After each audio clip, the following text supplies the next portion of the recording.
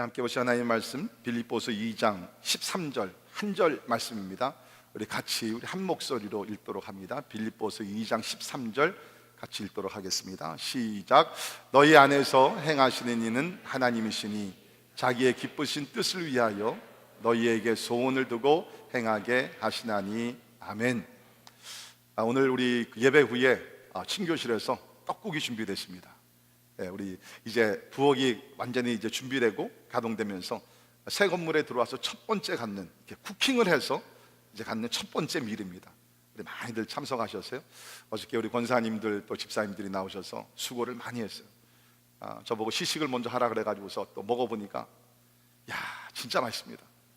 여러분 보통 우리 세상에서 떡국을 한 그릇 먹으면 뭐라 그러죠? 나이가 한 살 더 먹는다.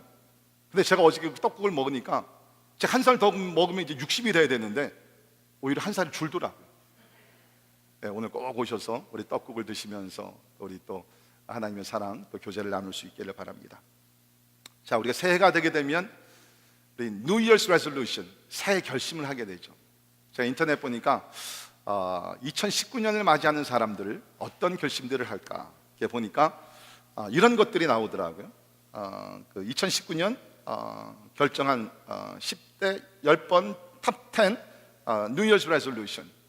첫 번째는 뭐니 해도 다이어트. 다이어트를 하고 그 다음에 건강한 음식 먹기. 두 번째가 운동. 세 번째가 살 빼기.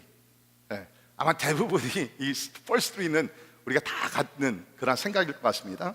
네 번째는 save more and spend less. 더 저축하고 그 다음에 우리가 쓰는 것은 줄이자. 그 다음에 다섯 번째가 새 기술 혹은 취미 배우기. 좋은 것 같아요. 여러분 새해를 맞이하면서 뭐 그림을 그린다든지 뭐 시를 쓴다든지 뭐 여러 가지 많이 있습니다. 새로운 기술 또 우리가 혹은 취미를 배울 수 있기를 바라고요. 그 다음에는 금연, 그 다음에 일곱 번째가 독서. 오늘 현대 세대는 읽지 않는 세대죠. 근데 상당히 우리에게는 필요한 것 같습니다. 그 다음에 여덟 번째가 새 직장 찾기. 그 다음에 여덟 번째, 아홉 번째 술 줄이기. 열 번째는 spend more time with family and friends. 가족들과 친구들과 더 많은 시간 보내기. 이런 것들이 보통 사람들이 올해 세운 New Year's Resolution이라고 합니다. 많은 것들이 서로 이렇게 이해가 되고 또 공감이 가는 그런 얘기. 특별히 일곱 번째 read more. 독서를 많이 하기 원한다 그랬는데 특별히 무엇보다도 성경책을 우리가 많이 읽어서 진짜 하나님 말씀에 새겨진 그 보화, 그 능력과 하나님의 진리를 많이 깨닫고 성장하는 한 해가 되기를 주의 이름으로 축원합니다. 자, 이렇게 새해가 되면 사람들이 New Year's Resolution을 정하지만 또 많은 소문이 있지만 시간이 가면서 이것을 이루지 못하는 것이 우리 인간들의 한계인 것 같습니다. 그래서 우리가 한국말에 작심삼일이라는 것이 있죠. 우리가 결심을 하지만 3일 만에 허물어진다. 벌써 오늘이 1월 6일인데 대부분이 1월 1일 날 우리가 세웠던 계획들과 그 결심들 벌써 허물어진 것들이 없지 않아 있을 겁니다. 이것이 우리의 한계인 것 같아요. 아무리 우리가 새로운 결단을 내고 이번 해만큼은 내가 꼭 지키려 하지만 우리가 시간이 가면서 그것을 지킬 수 없는 것이 우리의 연약함입니다. 신앙생활도 마찬가지인 것 같습니다. 우리가 하나님을 더 기쁘시게 하고 거룩한 삶을 살고 또 기도도 조금 더 많이 하고 전도도 많이 하고 싶은 마음이 대부분 우리에게는 다 있습니다. 그러나 또 우리가 원하는 만큼 우리가 만족할 만큼 살 수 없는 것이 우리 인간의 연약함 또 우리의 한계인 것 같습니다. 자, 이런 와중에 우리의 소원이 있고 또 이루지 못하는 그런 한계가 있는데 그러면 우리가 그 갈등을 어떻게 해결할 수 있는가? 오늘 말씀에서 그 갈등을 해결할 수가 있습니다. 그것이 뭐냐면 우리는 할 수 없으나 하나님께서 우리 안에서 역사하십니다. 여러분과 저는 못해요. 지금까지도 그렇게 살아왔고 올해도 그렇게 살아갈 겁니다. 그러나 하나님이 우리 가운데 역사하신다는 거예요. 오늘 설교 다른 거 다 잊어버리고 그 한마디만 기억하세요. 하나님이 내 안에서 역사하신다. 자, 그것이 오늘 본문 말씀의 핵심인 것 같습니다. 13절 다시 보세요. 너희 안에서 행하시는 이는 하나님이시니 For it is God who works in you. 우리가 행하는 것이 아니라는 거예요. 물론 우리가 활동을 합니다. 그러나 궁극적으로 우리 가운데서 일어나는 모든 거룩하고 의로운 모든 것들은 우리가 아니라 우리 안에 계시는 하나님께서 행하신다는 것입니다. 그러니까 저는 여러분을 권면하고 용기를 북돋아 드리기를 원합니다. 혹시 여러분들이 이제까지 살아오시면서 여러분의 어떠한 힘과 여러분의 어떤 지혜와 여러분의 결단과 여러분의 노력과 이거 사지 말라는 거 절대로 아니에요. 그러나 이제 여러분의 어떤 노력과 힘과 노력을 해서 안 됐다 그러면 이제는 하나님을 바라보며 하나님을 신뢰하고 하나님께서 여러분을 통해서 역사하시도록 믿음으로 하나님께 나가라는 것입니다. 그것이 오늘 핵심적인 말씀이라는 것입니다. 자, 우리 오늘 이 한 절입니다. 한 절이지만 굉장히 단순하지만 굉장히 powerful한, very simple verse and yet very powerful verse. 굉장히 능력 있는 그러한 말씀이 오늘 한 절에 담겨져 있습니다. 오늘 세 가지의 진리를 우리 함께 배우고 또 1년 우리 목표로 삼을 수 있기를 바랍니다. 첫 번째 진리는 하나님께서 우리 안에 계신다는 것입니다. God is in you. 하나님이 여러분 안에 계시다는 것이에요. 여러분 이거 한 가지만 생각해 보십시오. 그 전능전지하시고 거룩하시고 온전하신 하나님께서 우리같이 연약하고 부족하고 더럽고 추하고 그런 인생들인데 예수 그리스도를 영접할 때 분명히 하나님께서 우리 안에 들어와 계신다고 말씀하고 계십니다. 믿으십니까? 하나님이 여러분 안에 계시다는 것이에요. 이것이 얼마나 놀랍습니까?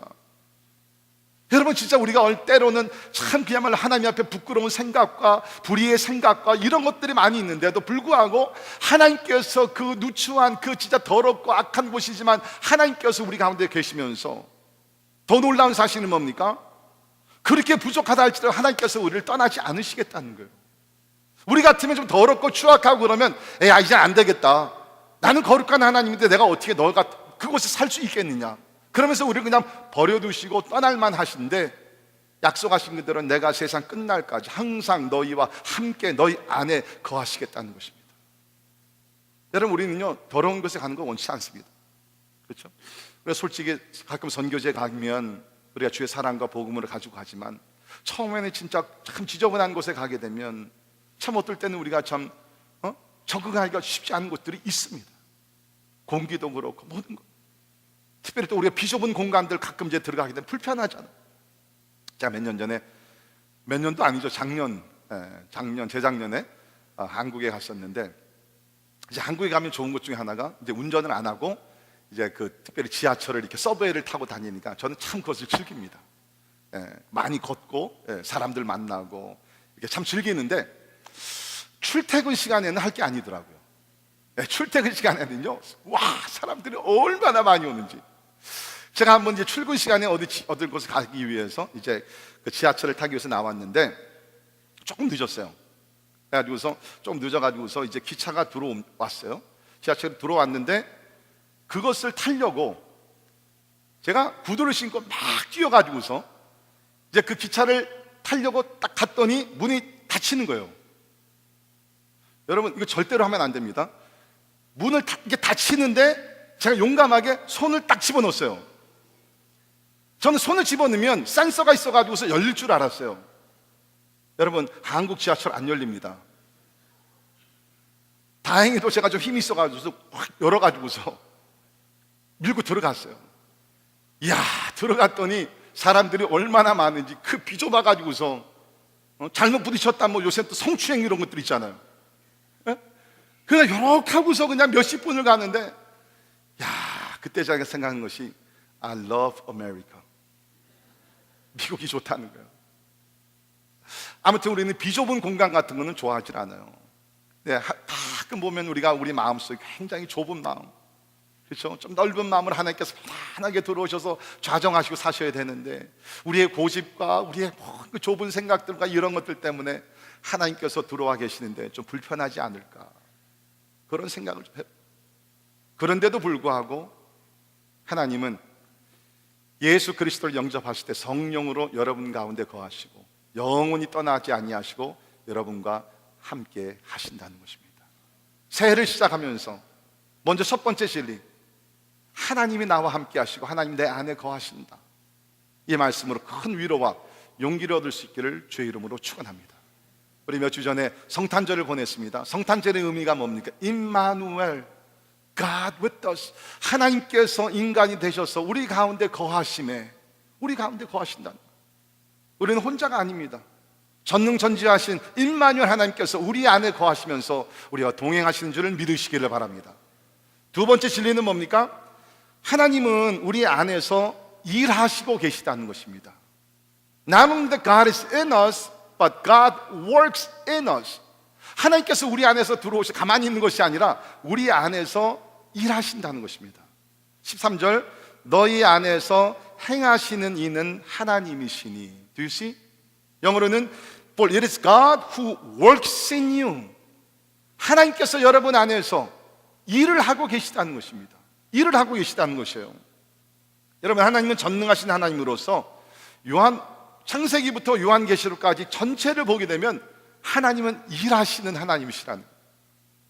여러분이 아신 대로 하나님께서 말씀으로 이 세상을 창조하셨습니다. 6일 동안 하나님이 일하셨습니다.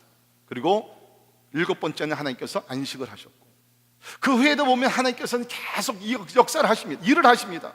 이스라엘이라는 나라를 만드시고 그들을 출애굽하게 하셨고, 40년의 광야 생활을 통해서 이스라엘 백성들은 밤에 잠을 잤지만 하나님은 주무시지도 않고 졸지도 아니하시고 불기둥으로 저들을 지켜주시고 구름기둥으로 인도하여 주시고 하늘에서 만나를 주시고 반석에서 물이 나오게 하시고 하나님의 말씀을 주시고 전쟁에서 이기게 하여 주시고 가나안 땅에 들어가실 때에 7 족속들과 이방 족속들과 싸워 승리하게 도와주셨고, 뭡니까? 하나님께서는 constantly He is working, 계속해서 하나님이 역사하신다는 것입니다.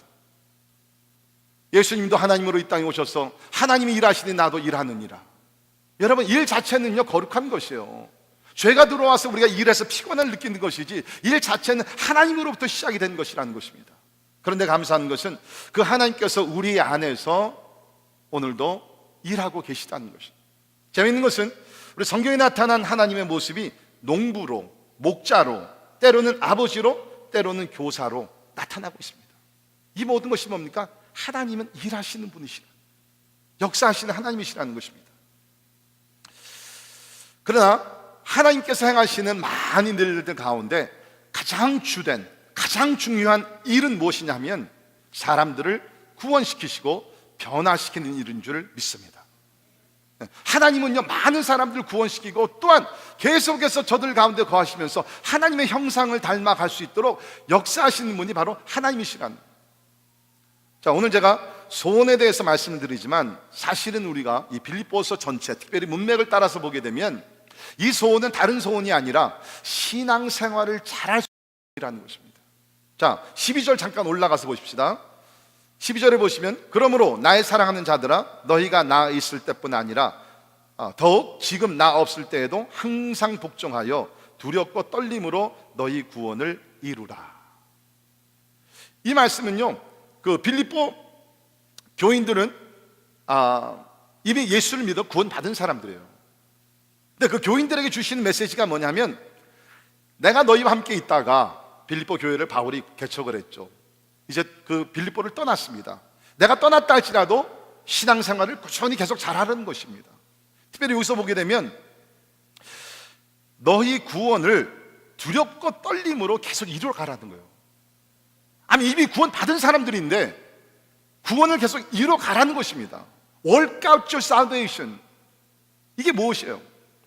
자, 사랑하는 성도 여러분, 특별히 오늘 처음 오신 분들이나 이런 분들은 이 말씀을 잘 이해하시기를 바랍니다. 구원이라는 것은요 원타임 이벤트가 아니라는 것입니다. 한 번의 사건이 아니라는 것이에요. 보통 많은 사람들이 그런 생각을 합니다. 내가 과거에 어느 곳에서 부흥에 참석하고 누구의 전도를 받아서 예수님 영접했으니까 내가 구원을 받았고 and that is it. 모든 것이 끝났다. 구원 완성.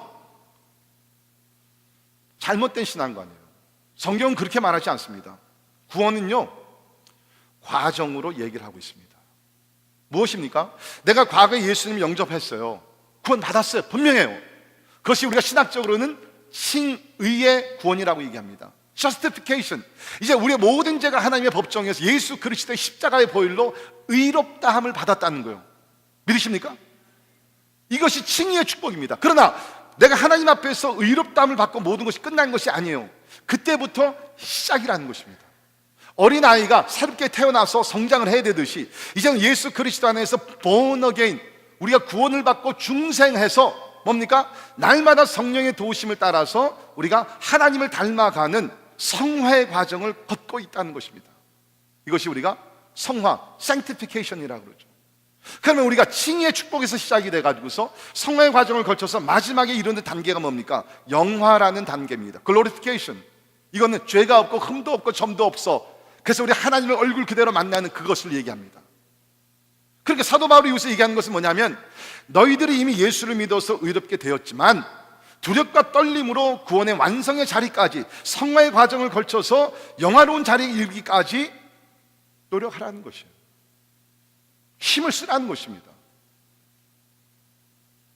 그런데 이러한 과정을 우리가 지나갈 때에 그것도 우리가 하는 것이 아니라 우리 안에 계시는 하나님께서 하신다는 것입니다. 그래서 13절을 보십시오. 두렵고 떨림으로 너희 구원을 이루라. 그리고 바로 나오는 말씀이 너희 안에서 행하시는 이는 하나님이시니, 구원의 완성의 자리까지 우리가 나갈 수 있도록 도와주시는 분이 우리가 아니라 하나님이시라는 것입니다. 여러분, 이것이 기독교와 타 종교의 큰 차이점입니다. 기독교를 제외한 모든 종교는요, 자기가 스스로 모든 것을 다 해야 합니다. 선행으로 온갖 노력을 해가지고서 구원에 이르도록 노력을 해야 되고, 그것도 불가능하지만 평생을 자기가 고행의 길을 걸어가게 되며 자기가 선행을 해야 되고 자기가 모든 것을 다 해야 된다는 거예요. 그런 길을 간다 할지라도 결국에는 뭡니까? 마틴 루터가 종교개혁을 일으킬 때 한 얘기 그대로, 누가 아느냐? 내가 이렇게 살았다 그래서 내가 구원에 이뤘다고 누가 보장을 할 것이냐? 허무함밖에 남지 않습니다. 그러나 기독교는 그것이 아닙니다. 우리는 영적으로 이미 죽었던 사람이기 때문에 생명의 주가 되신 예수께서 우리 안에 들어오셔서 우리에게 믿음을 주시고 예수 안에서 거듭나게 하시고, 우리가 한 것 아닙니다. 성령 하나님께서 이 가운데 구원의 역사를 이루신 줄을 믿습니다.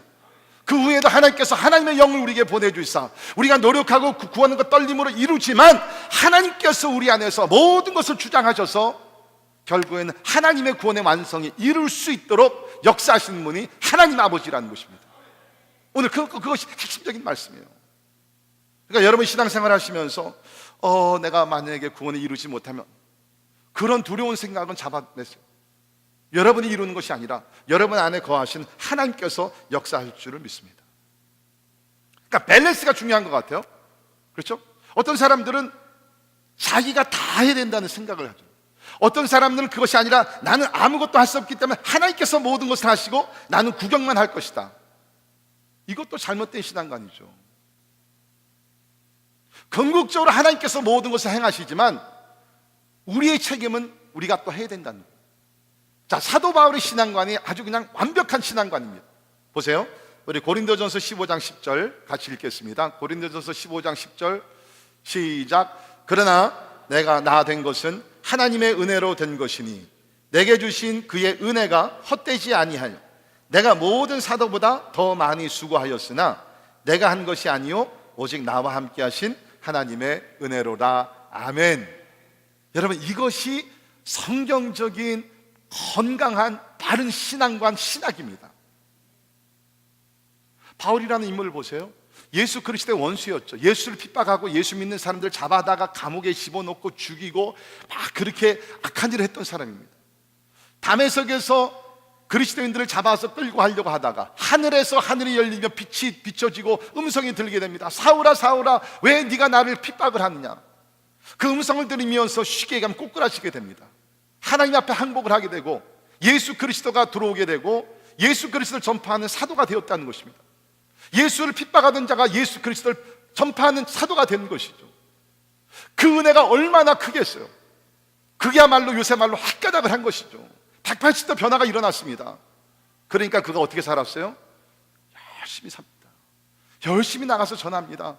환난과 핍박과 굶주림과 배 파선을 받게 되고 39대의 매를 여러 번 맞고 감옥에 수차례 들어갔지만 받은 은혜를 생각하면 너무나 감사하기 때문에 사나 죽으나 그리스도가 존귀케 되기를 원합니다. 그러면서 그리스도를 위해서 생명을 바치며 달려간 것이에요. 그러나 그의 고백이 뭡니까? 내가 다른 사도들보다 더 열심히 노력하며 살았지만 이것도 내가 아니라 내 안에 계신 하나님의 은혜라는 것입니다. 하나님은 여러분 안에 거하시고 그 하나님께서 여러분 안에서 구원의 완성뿐만 아니라 하나님의 영광과 하나님의 뜻을 이루기에 관련된 모든 것들을 우리가 노력을 하는 것 같지만 사실은 그 뒤에서, 그 안에서는 하나님께서 행하시는 줄 믿습니다. 그러니까 여러분, 개인적으로 우리가 신앙생활을 열심히 노력하지만 저는 이렇게 권면을 드리고 싶어요. 너무 개인적으로 모든 것을 받아들이지 마십시오. 여러분이 많은 일이 이뤘다 그럴다 할지라도 It's not you, but God who works in you. 우리가 많은 업적을 이뤘다 할지라도 내가 아니라 내 안에 계신 하나님이기 때문에 그냥 감사하고 자기 자신을 자랑하지 말라. 반대로 어떤 일들이 이루어지지 아니했다 할지라도 너무 그걸 개인적으로 받아들이면서 상처를 받거나 실망하지 말라는 것이죠. 네, 우리가 알지 못하는 하나님의 또 오묘한 섭리가 있을 수 있기 때문에. 믿으십니까? 그러니까 여러분, 우리가 하나님이 내 안에서 역사하신다, 이 신앙을 갖게 되면요, 진짜 불필요한 우리가 무거운 짐을 질 필요가 없다는 거예요. 대충 살자는 거 절대로 아닙니다. I'm not saying that we should live carelessly. No. 사도 바울과 같이 다른 사람들보다 더 열심히, 더 부지런히 우리가 열심히 일을 하고 사역을 하고 다 해야 되지만 at the end of the day 결국에는 하나님이 행하신 것이기 때문에 하나님 중심의 모든 것을 평가하고 하나님 중심의 모든 것을 감사하는 여러분들이 되기를 주의 이름으로 축원합니다. 그러니까 혹시 여러분들께서 시련과 어떤 유혹을 받을 때도요, 여러분이 스스로 파헤치고 스스로 이겨 나가려면 힘들고 불가능합니다. 이제는 하나님을 붙드세요. 진짜로 하나님을 더 의지하세요. 하나님 앞에 나가서 하나님, 나 이거 감당할 길이 없습니다. 나 이거 유혹을 이길 수가 없습니다. 하나님 도와달라고. 요셉이 그 어려운 유혹을 이길 수 있었던 것은 창세기 39장 계속 쭉 보게 되면 계속 나오는 말이 있습니다. 여호와께서 요셉과 함께 하시네. 요셉의 의지가 아니에요. 하나님께서 요셉과 함께 하셨고 요셉은 하나님의 인도하심에 복종했기 때문에 시험을 이긴 줄 믿습니다. 자, 세 번째, 우리 안에서 일하시는 하나님은 우리에게 소원을 주시고 이루시는 하나님이십니다. 자, 첫 번째는 하나님이 우리 안에 계시다는 것. 두 번째, 우리 안에 계신 하나님은 우리 안에서 일하신다는 것이고, 그럼 하나님이 도무지 우리 안에서 어떤 일을 행하시는가? 물론 전체적으로는 구원의 완성을 이루어 가시지만 구체적으로 좀 더 들어가게 되면 하나님께서 우리에게 소원을 주시고 그 소원을 이루어 가시는 좋으신 하나님이시라는 겁니다. 자, 그런데 여러분, 오늘 이 말씀을 여러분이 잘 이해를 하셔야 됩니다. 그러니까 종종 우리가 실수하는 것 중에 하나가 뭐냐면 성경을 내가 원하는 대로 이렇게 요리를 해가지고서 적용을 하려고 그래요. 근데 우리가 그 의미를 분명히 알아야 된다는 거예요. 여러분, 오늘 성경에서 약속하신 소원을 이루시는 하나님은요, 아무 소원이 아니에요. 어떤 소원을 이루어주시는가? 인도 말씀을 보게 되면 자기의 기쁘신 뜻을 위하여. 그렇죠? 아무 소원이 아닙니다. 하나님이 기뻐하시는 뜻을, 마음의 소원을 가지고 사는 사람들을 하나님께서 그 소원을 이루어주신다는 거예요. 그러니까 이런 말씀 잘못 오해하게 되면 내가 소원이 있어. 그렇죠? 올해 내가 100만 불을 좀 벌어야 되겠다. 내가 큰 집을 사야 되겠다. 뭐 소원이 있을 수 있습니다. 그러면 오늘 말씀이 하나님은 소원을 이루어 주시니까 오케이, 내가 소원이 있으니까 반드시 올해 안에 이것이 이루어지게 될 것이다. 그게 아니에요. 하나님이 기뻐하시는 소원이 있고 하나님이 기뻐하지 않는 소원이 있다는 겁니다. 하나님이 인정하시는 소원이 있고 하나님이 인정하지 아니하시는 소원이 있다는 것입니다. 그것을 우리가 분명히 잘 알아야 된다는 것입니다. 자, 그러나 성경을 보면요, 우리가 소원이 있듯이 하나님도 소원이 있다는 거예요. 여러분 소원이 있으십니까? 아멘? 여러분 진짜 소원을 가지고 사세요. 예, 다 이루어지지 않는다 할지라도 소원을 가지고 사는 것이 진짜 중요합니다. 여러분이 잘할 때 소원의 노래 부르면서 자랐잖아요. 우리의 소원은 통일, 꿈에도 소원은 동일. 그러니까 어렸을 때부터 자라면서 그 노래를 부르니까 뭐 통일을 믿건 안 믿건 간에 하여튼 그냥 어린 마음에부터 사모하는 마음이 있었던. 이게 우리가 그러니까 소원을 가지고 사는 것은 하나님의 형상을 따라 사는 거나 마찬가지예요. 자, 여러분 보십시오. 전능전지하신 하나님에게도 소원이 있다는 거예요. 자, 몇 가지만 말씀드리죠. 우리 데살로니가 전서 5장 16절에 보면 항상 기뻐하라, 쉬지 말고 기도하라, 범사에 뭐요? 감사하라. 이것이 그리스도 예수 안에서 너희를 향하신 하나님의 뭐요? 뜻이니라. 뜻은요, 소원이. 하나님이 여러분과 저에 대한 소원이 있어요. 그 소원이 뭐냐면 항상 기뻐하십시오. 여러분 지금 얼굴이 좀 찡그러지신 분들 좀 펴세요. 하나님의 소원은 기쁨이에요. 슬픔이 아니에요. 하나님의 소원은 뭡니까? 항상 우리의 범사에 감사. 모든 일에 합력할 선을 이루시니까 감사. 쉬지 말고 기도하는 것이 하나님께서 여러분과 저를 향한 하나님의 소원과 뜻이라는 겁니다. 우리 또 디모데 전서 우리가 2장 4절을 보면 하나님은 모든 사람이 구원을 받고 진리에 이르기를 원한다 그랬습니다. 하나님 모든 사람들, 한국 사람, 미국 사람들, 뭐 멕시코 사람들뿐만 아니라 이 지구촌에 있는 모든 사람들이 다 예수 믿고 진리에 이르기를 원한다는 거예요. 김정은도 포함되어 있습니다. 시진핑도 포함이 되어 있습니다. 하나님의 소원이에요. 성경에 분명히 하나님이 원하시는 것이 나와 있습니다. 부모에게 순종하는 것, 서로 사랑하는 것, 서로 용서하는 것, 우리가 가난한 자를 도와주는 것, 기도하며 하나님을 예배하는 것, 하나님의 소원이, 하나님의 뜻이에요. 이런 것을 우리가 초점에 맞춰 살다 보면 그 소원들은 이루어지게 된다는 것입니다. 자, 여러분이 새해를 맞이하면서 나름대로 소원이 있을 것입니다. 또 그 소원을 가지고 기뻐할 것, 기도하실 것입니다. 그런데 그 소원이 하나님의 기쁘신 뜻에 근거한 소원이 되어야 된다는 거예요. 자, 구체적인 예를 제가 한두 가지 들어보죠. 아마 여러분들 가운데는 올해 어떤 좀 올해는 좀 돈을 이 정도를 좀 벌어야 되겠다, 뭐 나쁜 꿈은 아니죠. 올해는 좀 좋은 집을, 좀 큰 집을 좀 사야 되겠다, 뭐 아이들이 좀 이번에 좋은 대학에 좀 들어가면 좋겠다, 이런 것들이 다 있습니다. 그런데 이것이 하나님의 뜻과 하나님이 기뻐하시는 것과 무슨 상관이 있냔 말이죠. 내가 돈을 많이 버는 것, 만약에 우리 꿈이 그것이 다라 그러면 분명히 말씀드리죠, 하나님이 기뻐하시는 것과는 아무 상관이 없습니다. 내가 큰 집을 사가지고서 내가 편안하게 마음껏 누리며 사는 것, 하나님의 뜻과 전혀 상관이 없습니다. 아이들 좋은 명문대학에 보내는 그 자체가 꿈이라 그러면 하나님과는 아무 상관이 없는 일이에요. 그건 여러분께서 그냥 노력해서 이루시면 되는 거예요. 그러나 as far as with God's relationship with God is concerned, 하나님과의 관계에 있어서는요 아무 상관이 없어요. 그러나 조금 돌이켜가지고서 내가 돈을 벌려는 궁극적인 목적이 내가 명품을 사고 내가 돈을 많이 쓰면서 막 누리고 그게 아니라 진짜 내가 돈을 벌어서 가난한 자를 도와주고 선교사님들을 후원하고 교회 부흥성장을 위해서 헌금을 하고 진짜 그 돈의 가치를 생각을 하면서 진짜 귀하고 아름답게 내가 쓰기를 위해서 돈을 벌려는 소원이 있다 그러면 그것은 하나님과 관계에 있는 소원인 줄 믿습니다. 집을 살려고 그래요. 저는 여러분들이 좋은 집에 살기를 바랍니다. 그 목적이 뭐예요? 목장 모임을 할 때마다 오픈을 해가지고서, 그죠? 그냥 매달 목장 모임을 집에서 하는 거예요. 그래서 얼굴이 조금 이렇게 색깔들이. 우리는 소원은 많이 있지만 진짜 그 소원의 뜻을 가지고 하나님의 뜻을 이루고자 하느냐, 그것이 중요하다는 거예요.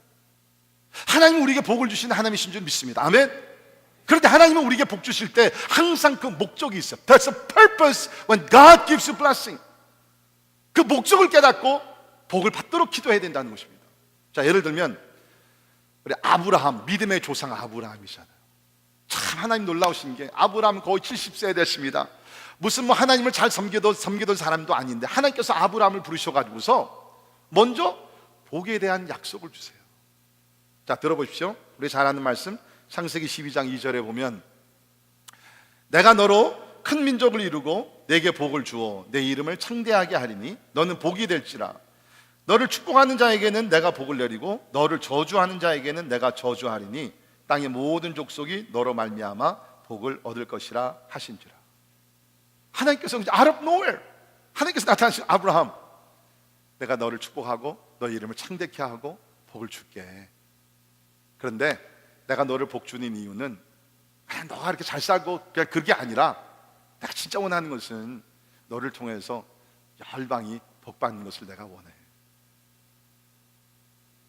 그거예요. 하나님도 오늘도 여러분과 저를 복 주시기를 원합니다.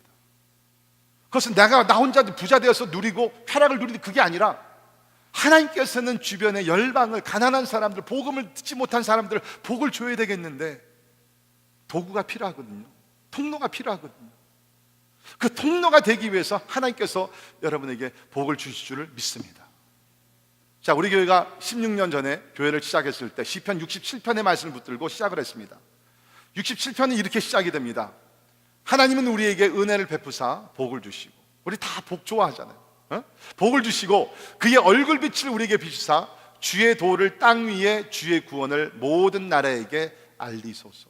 영어 번역에 보게 되면 May God be gracious to us and bless us and make His grace, face shine upon us. 그 다음에 나온 단어가 중요합니다. That 하나님이요 나에게 우리에게 복을 주시사 That 그럼으로 인해서 그 복을 통하여서 하나님이요 많은 사람들이 all nations 열방이 하나님의 도를 알게 하시고 복을 받게 하여 주옵소서.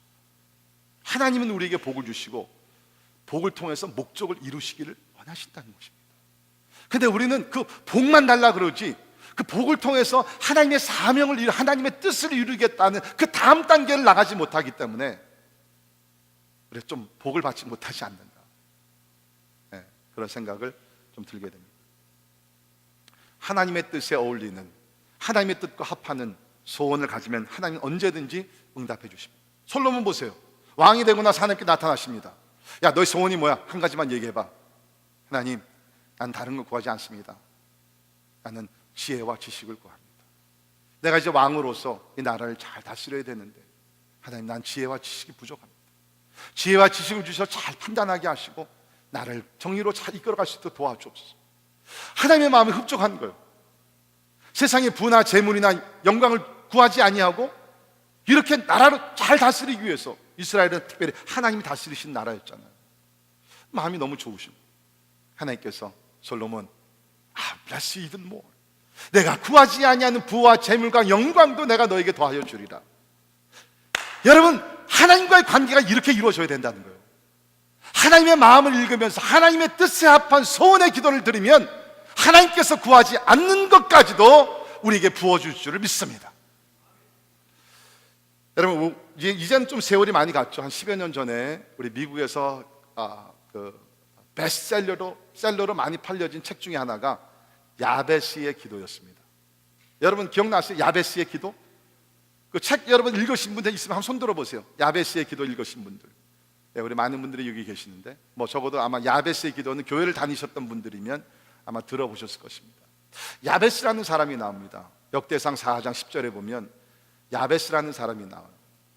근데 이 사람은요, 많은 학자들 얘기가 거기 이제 유다 지파의 후손으로 이름이 나오게 되는데 아마 이 사람은 전통적인 유대인이 아니었을 것이다 라고 이야기를 합니다. 왜냐하면 그 역대상 2장을 보게 되면 야베스라는 동네에 이방인들이 사옵니다. 그 이방인들이 사는 데 특별히 겐 사람들이 살았는데, 이방 사람들이에요. 아마 그 중에 하나가 이 야베스라는 사람이었을 것이다. 그래서 이 사람은 쉽게 얘기하면 이방인으로 태어났지만 훗날에 유다 지파에 편입이 되어서 접붙임을 받아가지고서 이제 유다 지파의 이름이 올라갔을 것이다. 그렇게 추측을 합니다. 아무튼 간에 이 야베스라는 이름의 뜻은 여러분 기억나시는지 모르지만 고통이라는 것입니다. pain. 아마 어머니가 이 아이를 낳으면서 아마 큰 고통 중에 아이를 낳는지 모르겠어요. 아니면 생활 환경이 그때 너무나 힘들었는지 모르겠어요. 그래서 아이 이름을 왜 그렇게 졌는지 모르지만 Your name shall be called pain. 고통이라고 이름을 줬어요. 그러니까 여러분 그 어린아이가 자라면서 얼마나 갈등이 많았겠습니까? 왜 내 이름은 고통이지?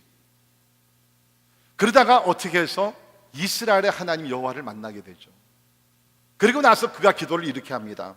우리 역대상 4장 10절, 우리 오랜만에 한번 같이 야베스의 기도 읽도록 합니다. 시작. 야베스가 이스라엘 하나님께 아뢰어 이르되 주께서 내게 복을 주시려거든 나의 지역을 넓히시고 주의 손으로 나를 도우사 나로 환난을 벗어나 내게 근심이 없게 하옵소서 하였더니 하나님이 그가 구하는 것을 허락하셨더라. 아멘. 그가 구하는 것을, 그의 소원을 하나님께서 들어주셨다는 거예요. 자, 그런데 이 부분을 잘 이해해야 합니다. 그 당시에 많은 이 야베스의 기도 책을 읽은 사람들이 이 읽고 굉장히 도전과 은혜와 감동을 많이 받았어요. 특별히 이 첫 부분에, 앞부분에 나오는 기도 제목, 내 지역을, 그전에는 지경으로 해석이 됐죠. 내 지경을 넓히사.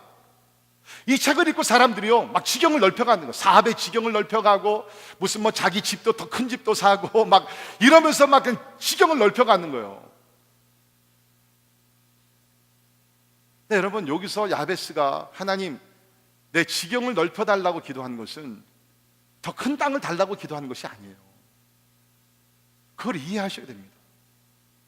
야베스는 그 당시에 사사시대 때 살았던 인물입니다. 여기서 그가 하나님을 이스라엘의 하나님이라고 부릅니다. 이방인으로서 이렇게 이스라엘의 하나님이라고 그랬다면 더 큰 신앙 고백이 여기서 나오는 것이죠. 근데 우리 성경을 보게 되면 특별히 이스라엘의 하나님이라고 나왔을 때는 언약의 하나님이 강조된 부분입니다.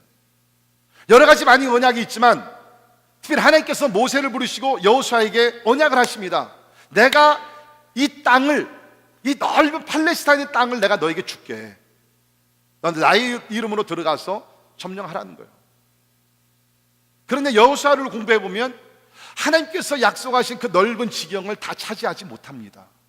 그리고 여호수아는 세상을 떠나게 되고 그 다음 세대 우리 사사시대로 우리가 들어가게 되죠.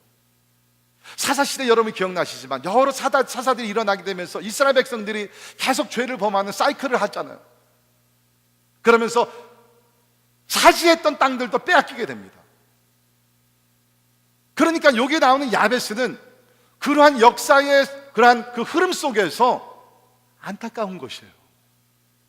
하나님, 나는 전통적인 유대인이 아니지만 하나님은 우리 이스라엘 백성들에게 이러한 땅을 약속해 주셨는데 우리의 불순종과 우상 숭배와 모든 것을 통해서 이 땅을 차지하지 못하고 있는데 하나님, 고통이라는 것을 품고 살아왔던 연약한 사람이지만 하나님, 내가 기도합니다. 하나님이 약속하신 그 땅의 지경을 넓혀 주옵소서.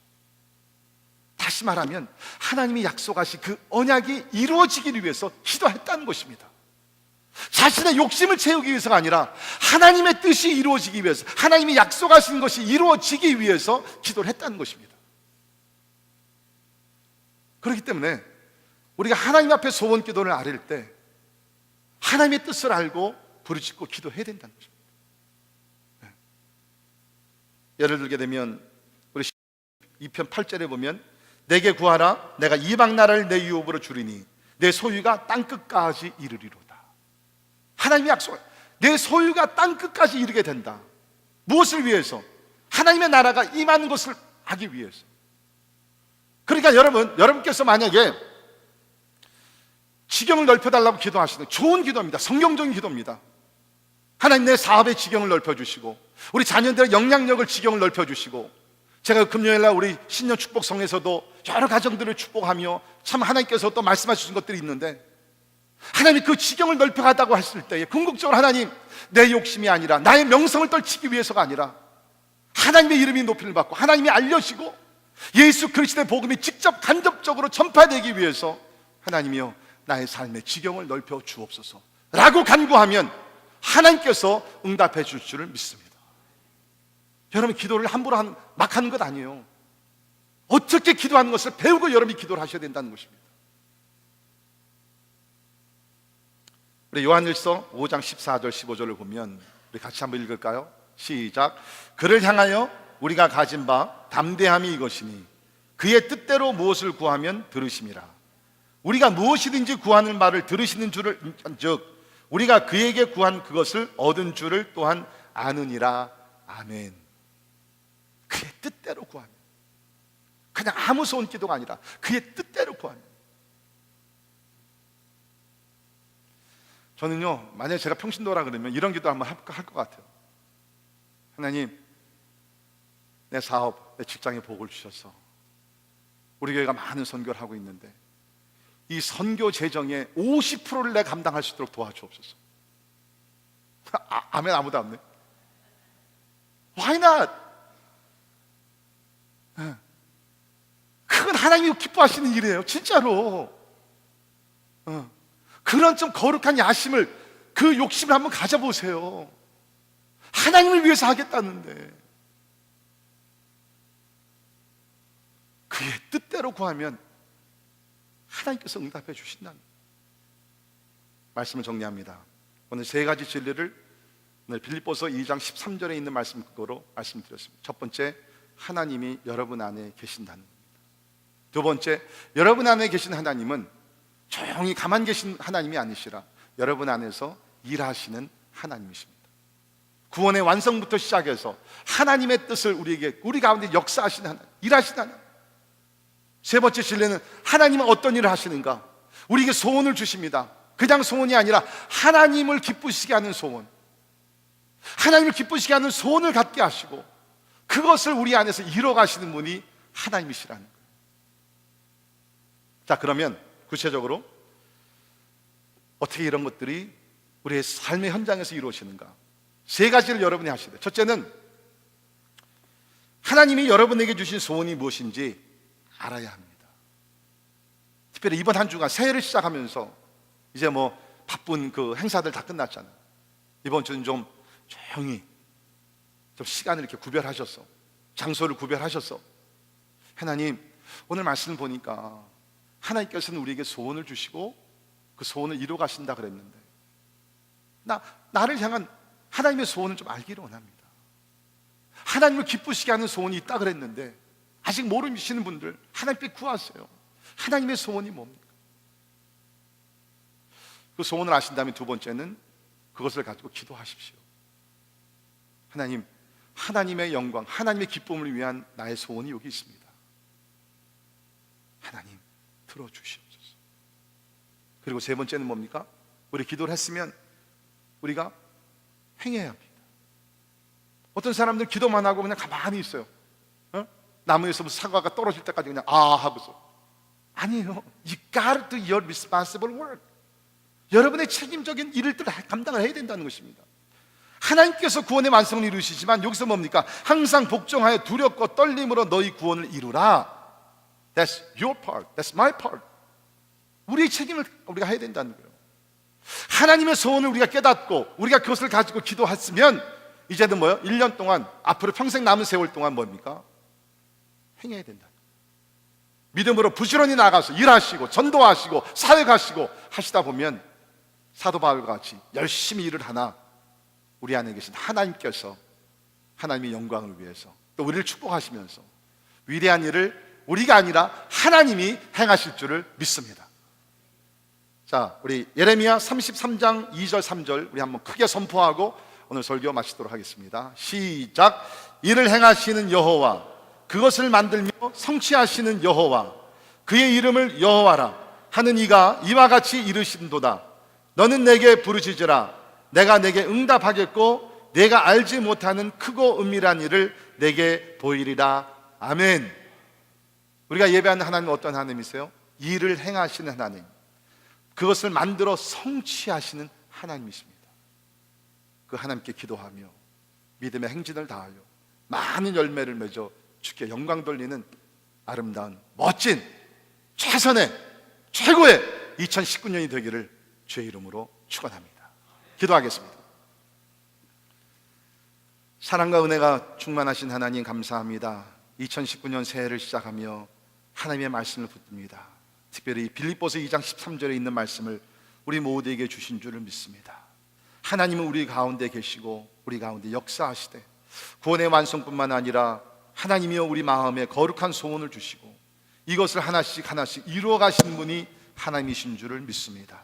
주여, 아무리 환경이 어렵고 하나님이 여러 가지 우리 인간의 한계를 우리가 부딪힌다 할지라도 이 말씀을 붙들고 승리하며 하나님께서 우리의 소원을 이루시사 주께 영광 돌리는 이 2019년 한 해가 되게 하여 주옵소서.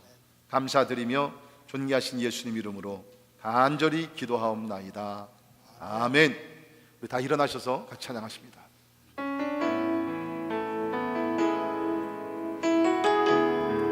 우리 마음속에 있는 두려운 생각들 다 주께 맡기면서 믿음으로 선포하며 찬양합니다.